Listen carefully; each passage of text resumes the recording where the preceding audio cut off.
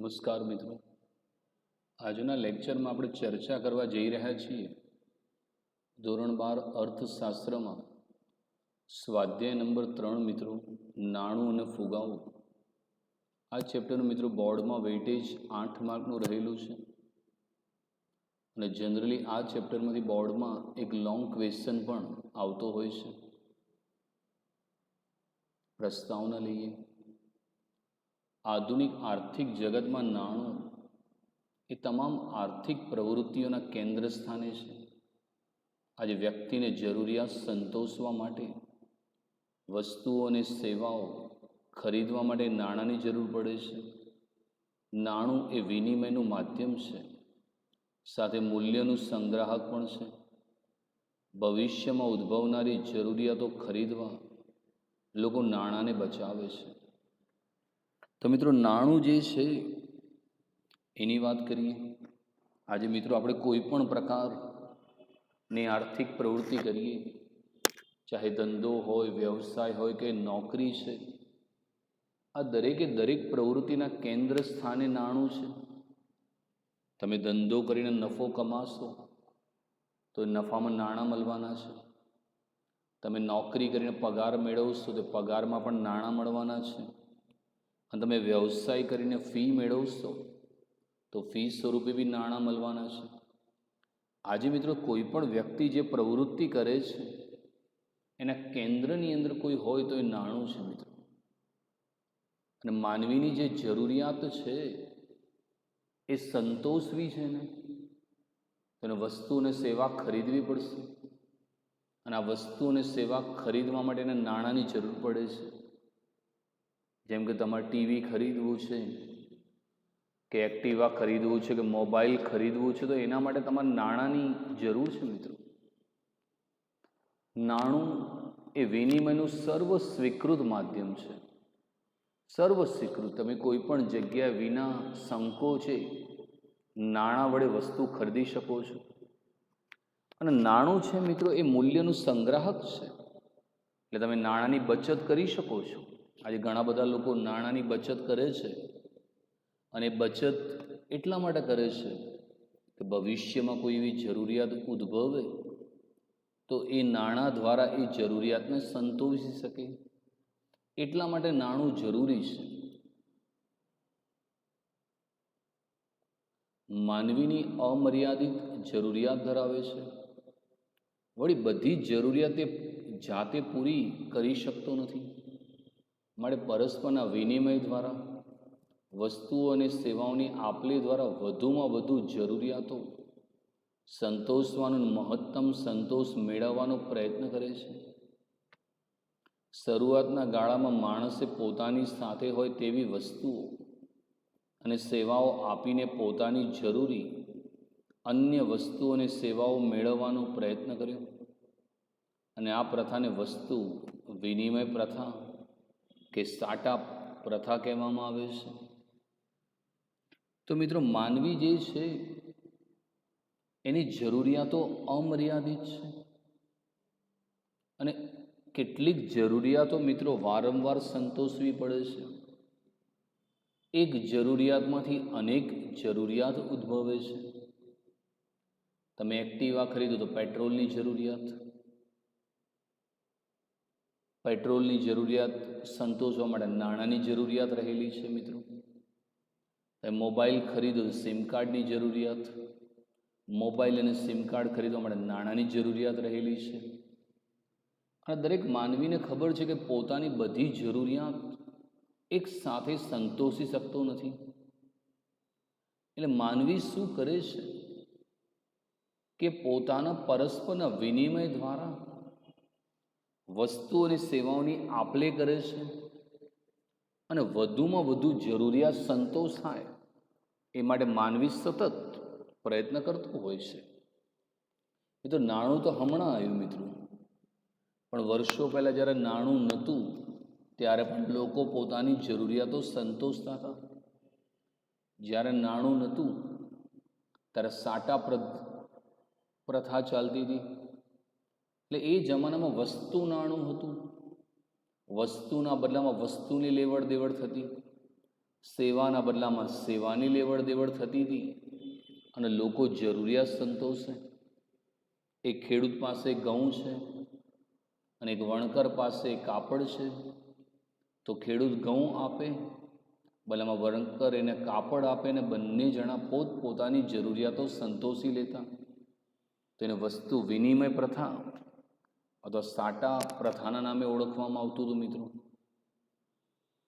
હવે વાત કરીએ છીએ આપણે સાટા પ્રથાનો અર્થ, meaning of a barter system. વસ્તુ વિનિમય પ્રથા એટલે કે વસ્તુ કે સેવાના બદલામાં અન્ય વસ્તુ કે સેવા મેળવવાની પ્રથા.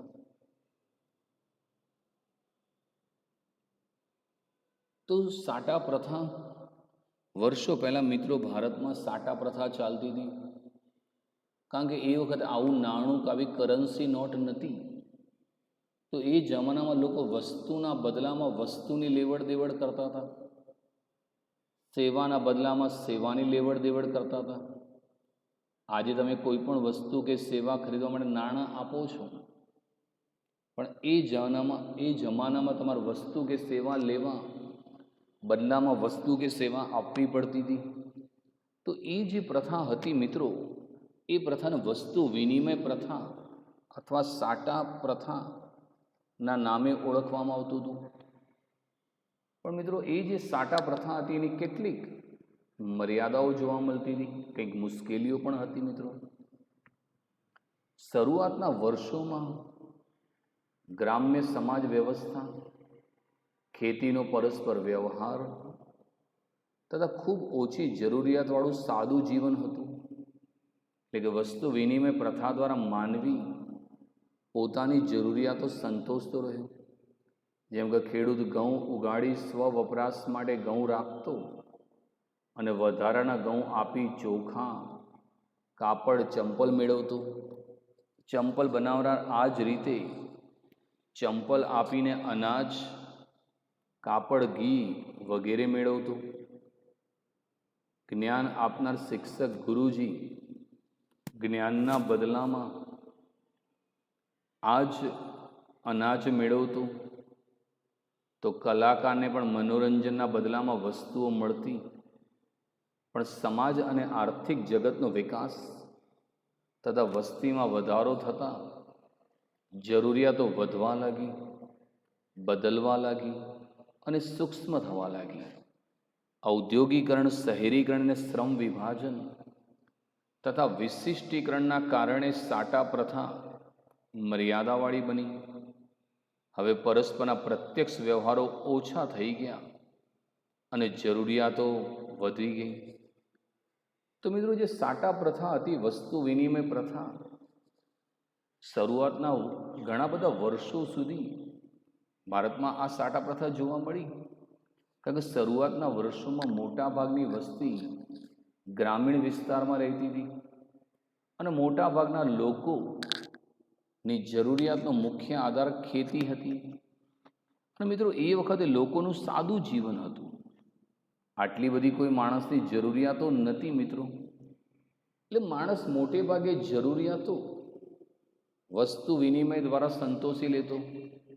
એક વસ્તુ આપીને તરત બીજી વસ્તુ મેળવી લેતો હતો. ખેડૂત છે તો એ ખેડૂત ઘઉં વાવે તો એમાંથી ઘણા બધા ઘઉં પોતાના સ્વ વપરાશ માટે રાખે અને જે વધારાના જે ઘઉં વધ્યા એનો વિનિમય કરે.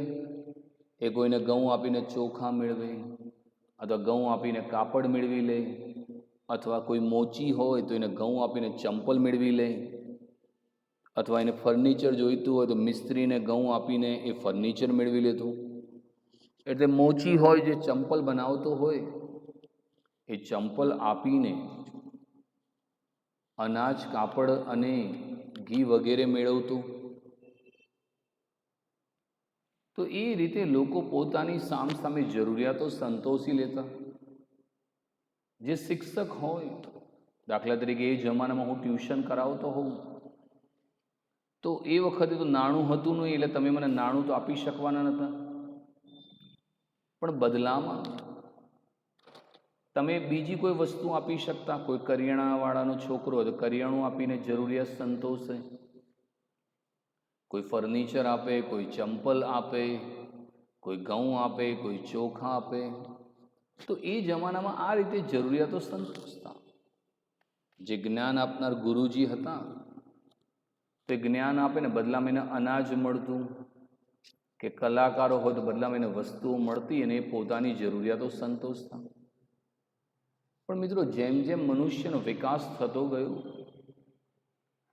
તેમ તેમ માણસની જરૂરિયાતો વધવા લાગી મિત્રો. અને એ જરૂરિયાતો સતત વધી અને સાથે ભારતની જે વસ્તીમાં સતત વધારો થયો એને કારણે જરૂરિયાતોનું પ્રમાણ વધ્યું અને બદલાવા લાગ્યું. ધીમે ધીમે લોકો ગામડું છોડીને શહેરમાં આવતા ગયા. ધીમે ધીમે નાના નાના ધંધા બંધ થયા અને મોટા મોટા ઉદ્યોગો અસ્તિત્વમાં આવ્યા. એટલે ઔદ્યોગિકરણ થયું. મોટા મોટા યંત્રો અસ્તિત્વમાં આવી ગયા મિત્રો. અને યંત્રો દ્વારા ઉત્પાદન થવાનું ચાલુ થઈ ગયું. શ્રમ વિભાજન એટલે જે કામ છે એની વહેંચણી ચાલુ થઈ ગઈ કે ભાઈ અમુક કામ આ લોકોએ કરવાનું, અમુક કામ આ લોકોએ કરવાનું. અને વિશિષ્ટીકરણ થઈ ગયું. વિશિષ્ટીકરણ એટલે જે વ્યક્તિ જે કાર્યમાં નિષ્ણાંત હોય એને જ મિત્રો એ કાર્ય સોંપવામાં આવે ને વિશિષ્ટીકરણ કરવા માંડી. એટલે ધીમે ધીમે મિત્રો સાટા પ્રથા મર્યાદાવાળી બની અને લોકોના જે પરસ્પરના પ્રત્યક્ષ વ્યવહારો ઓછા થયા, લોકોની જરૂરિયાતો વધતી ગઈ. તો હવે જાણીએ કે સાટા પ્રથા છે એની શું મર્યાદાઓ રહેલી હતી મિત્રો. હવે એની ચર્ચા આપણે કરીએ છીએ. તો હવે લઈએ મિત્રો સાટા પ્રથાની મર્યાદા વિશે. તો પહેલી મર્યાદા છે મિત્રો જરૂરિયાતોનો પરસ્પર મેળ બેસાડવાની સમસ્યા. આર્થિક સામાજિક વિકાસ થવાની સાથે માણસની જરૂરિયાતો વધી અને અર્થતંત્ર સરળમાંથી જટિલ બન્યું. પહેલા ઘઉં આપીને ચોખા મેળવવા કે ચોખા આપીને કાપડ મેળવવું એ જે રીત સરળ હતી તે હવે ન રહ્યું. કારણ કે જેમની પાસે ચોખા હતા તેને ઘઉંની જરૂર ન હતી અને ચોખાના બદલામાં કાપડની જરૂર હતી. જેની પાસે કાપડ હતું તેને ચોખાના બદલામાં પણ ઘીના બદલામાં કાપડ આપવું હતું. આમ વસ્તુ વિનિમય પ્રથામાં પરસ્પર મેળ બેસાડવો અઘરો પડ્યો અને અવિભાજ્ય વસ્તુઓ સામે વિભાજ્ય વસ્તુઓનો વિનિમય કેવી રીતે કરવો તે પ્રશ્ન પણ ઉપસ્થિત થયા. તો મિત્રો, વસ્તુ વિનિમય પ્રથાની મુખ્ય મર્યાદા એ હતી કે જરૂરિયાતોનો પરસ્પર મેળ બેસાડવાની સમસ્યા. કારણ કે મિત્રો, જેમ જેમ આર્થિક અને સામાજિક વિકાસ થયો તેમ તેમ માણસોની જરૂરિયાતો વધતી ગઈ. અને માણસોની જરૂરિયાતો જેમ જેમ વધતી ગઈ તેમ તેમ વસ્તુ વિનિમય પ્રથામાં મુશ્કેલીઓ સર્જાઈ. એનું કારણ એ હતું કે પહેલા ખેડૂત ઘઉં આપીને ચોખા મેળવી લેતું કે ચોખા આપીને કાપડ મેળવી લેતું, સરળ હતું. પણ પછીનો સમય ધીમે ધીમે એવો આવ્યો, જેમ જેમ શહેરીકરણ થયું, ગામડાના લોકો વધુ ને વધુ શહેરમાં જતા થયા અને નવા નવા ઉદ્યોગો અસ્તિત્વમાં આવ્યા. એને કારણે મુશ્કેલી એ થઈ કે તમારે ઘઉં આપીને ચોખા મેળવવા છે. હવે તમે ઘઉં લઈને ચોખાવાળા જોડે ગયા અને કીધું કે ભાઈ હું તને ઘઉં આપું, તું મને ચોખા આપ. હવે માની લો કે ચોખાવાળાને ઘઉંની જરૂરિયાત હોત તો વસ્તુ વિનિમય થઈ જતું. પણ હવે તમે ઘઉં લઈને ગયા ચોખાવાળાના ત્યાં કે ભાઈ લે આ ઘઉં લઈને તું મને ચોખા આપ. પણ ચોખાવાળો એમ કે ભાઈ મારે તો ઘઉં નથી જોઈતા, મારે તો ચોખા આપીને કાપડ લેવું છે. હવે તમારી જોડે ઘઉં છે, તમારે ચોખા લેવા છે, પણ ચોખાવાળાને ઘઉં નથી લેવા, કાપડ લેવા છે, તો એ મુશ્કેલી થાય. હવે જેની પાસે કાપડ છે, હવે તમે એની જોડે ગયા કે ભાઈ તું મને કાપડ આપ, હું તને ઘઉં આપું.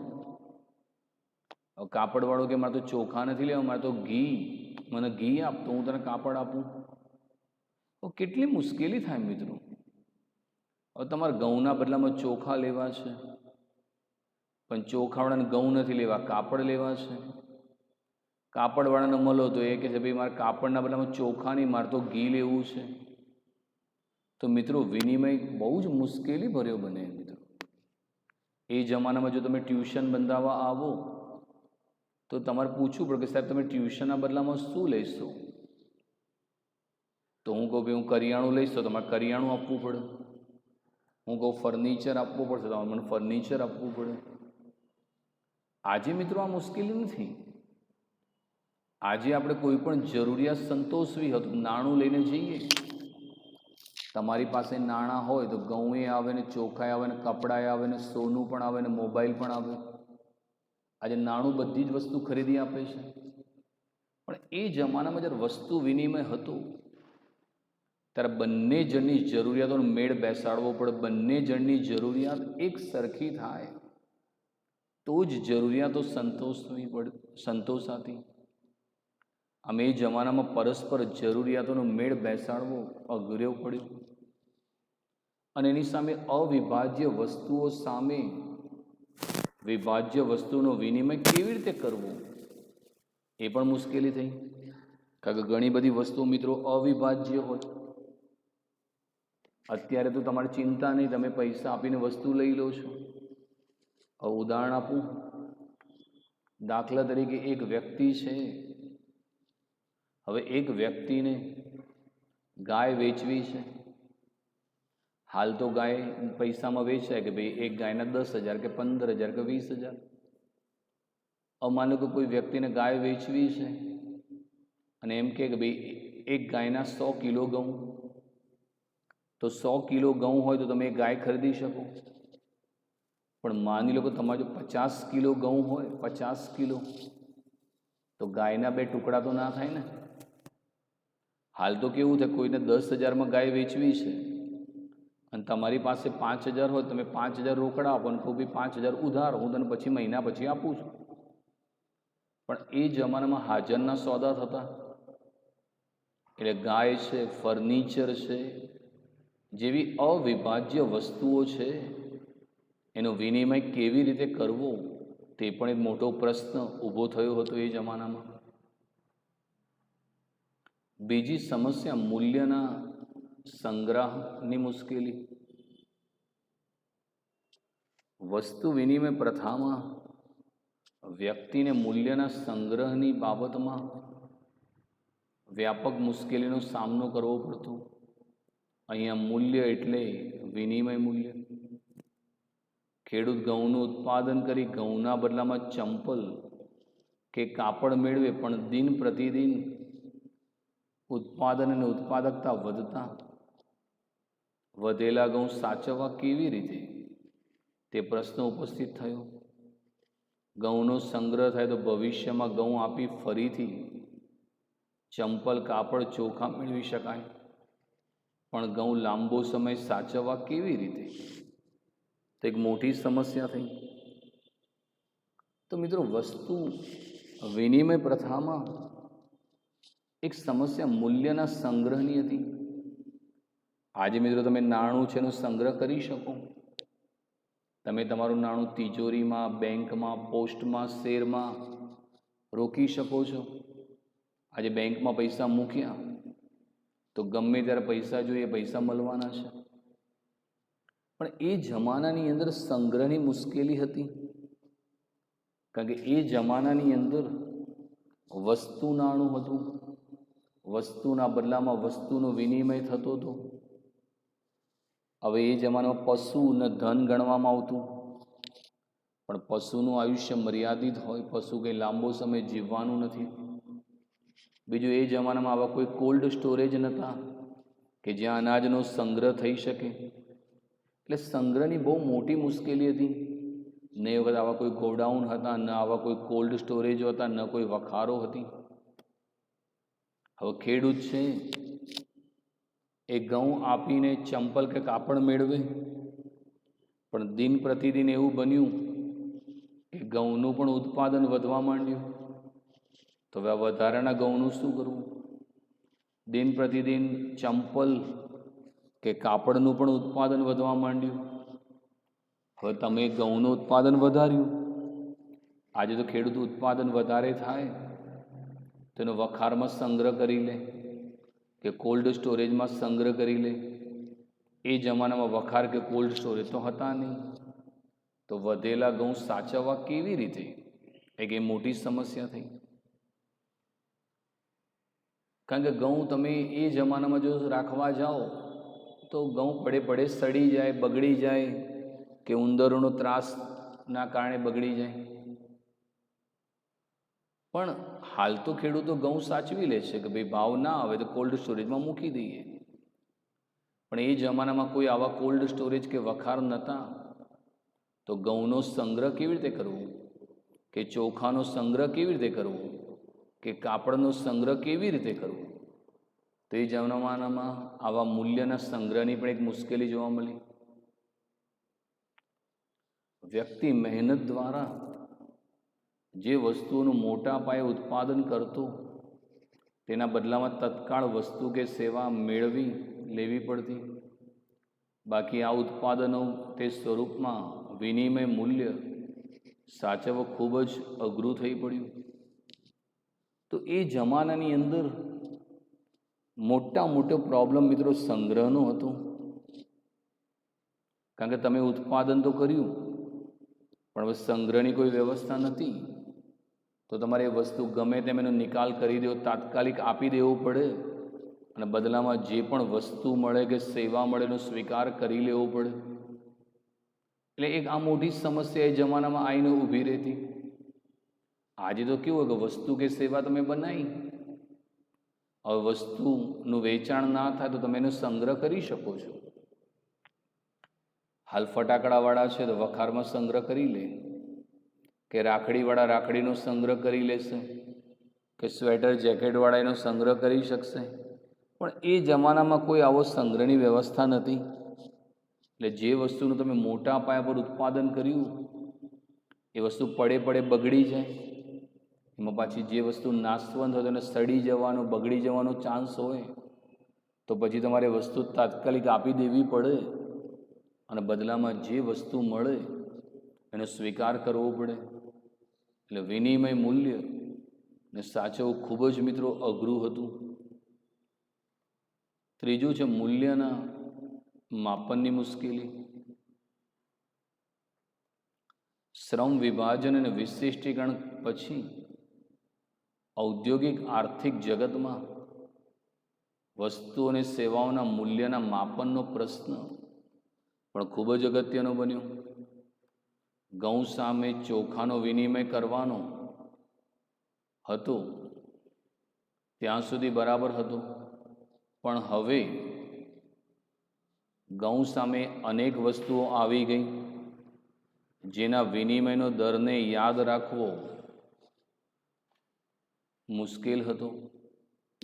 એક મણ ઘઉં બરાબર 2 મણ ચોખા, એક મણ ઘઉં બરાબર 2 મણ ચોખા, એક મણ ઘઉં બરાબર 10 મીટર કાપડ, એક મણ ઘઉં બરાબર કિલો ઘી, તો કિલો ઘી બરાબર કેટલું કાપડ, કેટલા ચોખા, આ નક્કી કરવું અને તે મુજબ વ્યાપાર કરવો અઘરો બન્યો. માટે એક સર્વસામાન્ય માપદંડ પણ જરૂરી બન્યો.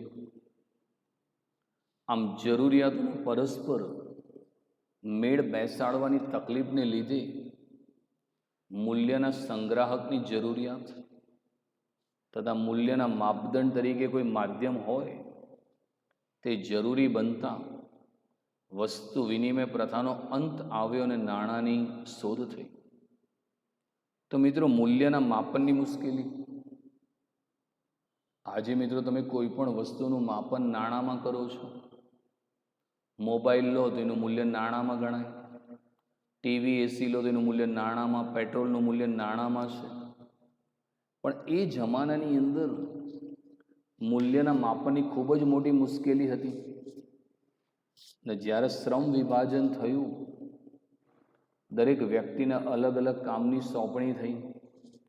બીજું વિશિષ્ટીકરણ થયું કે જે વ્યક્તિ જે કામમાં નિષ્ણાંત હોય એને જે કામની સોંપણી કરવામાં આવી, ત્યારે મિત્રો મૂલ્યના માપનનો ખૂબ જ મોટો પ્રશ્ન ઊભો થયો. હાલ તમે ઘઉં લો છો તો એનું મૂલ્ય નાણાંમાં છે, ચોખાનું મૂલ્ય નાણાંમાં, કાપડનું મૂલ્ય નાણાંમાં, ઘીનું મૂલ્ય નાણાંમાં હતું, ચંપલનું મૂલ્ય નાણાંમાં, ઇવન ટ્યુશનના ટીચરની ફીનું મૂલ્ય પણ નાણાંમાં ગણવામાં આવતું. હવે એ જમાનાની અંદર મિત્રો ઘઉંના બદલામાં તમે ચોખા બી લેતા તો ઘઉંનું મૂલ્ય ચોખામાં ગણવું પડે. ઘઉં આપીને ઘી લો તો ઘઉંનું મૂલ્ય ઘીમાં ગણવું પડે. ઘઉં આપીને કાપડ લો તો ઘઉંનું મૂલ્ય કાપડમાં ગણવું પડે. ઘઉં આપીને ગાય લો તો ઘઉંનું મૂલ્ય ગાયમાં ગણવું પડે. કોઈ ટીચરને ઘઉં આપીને ફી ચૂકવો તો ટીચરની ફીનું મૂલ્ય ઘઉંમાં ગણવું પડે. એટલે એને કારણે વિનિમયનો જે દર છે ને યાદ રાખવો મિત્રો ખૂબ જ મુશ્કેલ બનતો ગયો. કે 1 મણ ઘઉં આપીને 2 મણ ચોખા લીધા તો 1 મણ ઘઉં બરાબર 2 મણ ચોખા એમ મૂલ્ય થાય.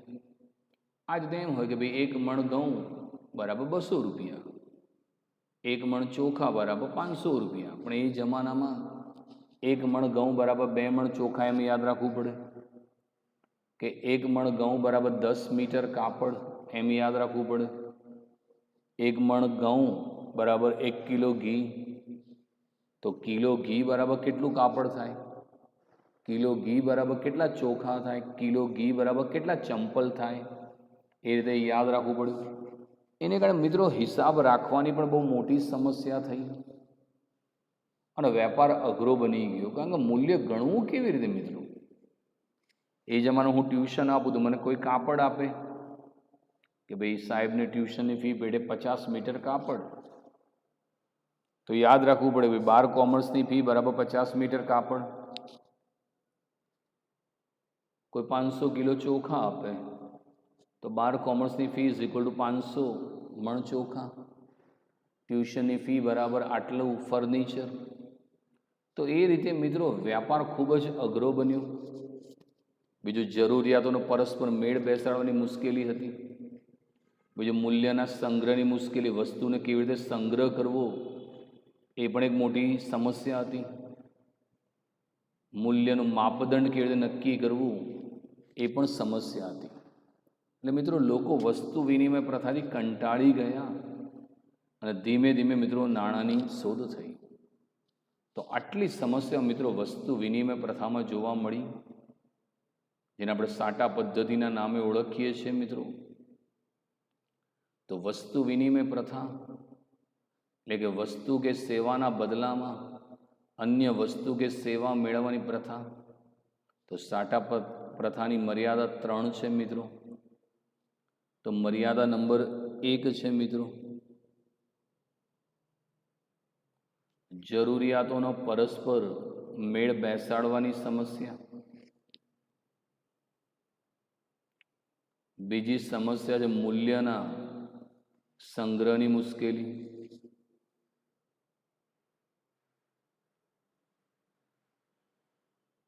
ત્રીજું છે મૂલ્યના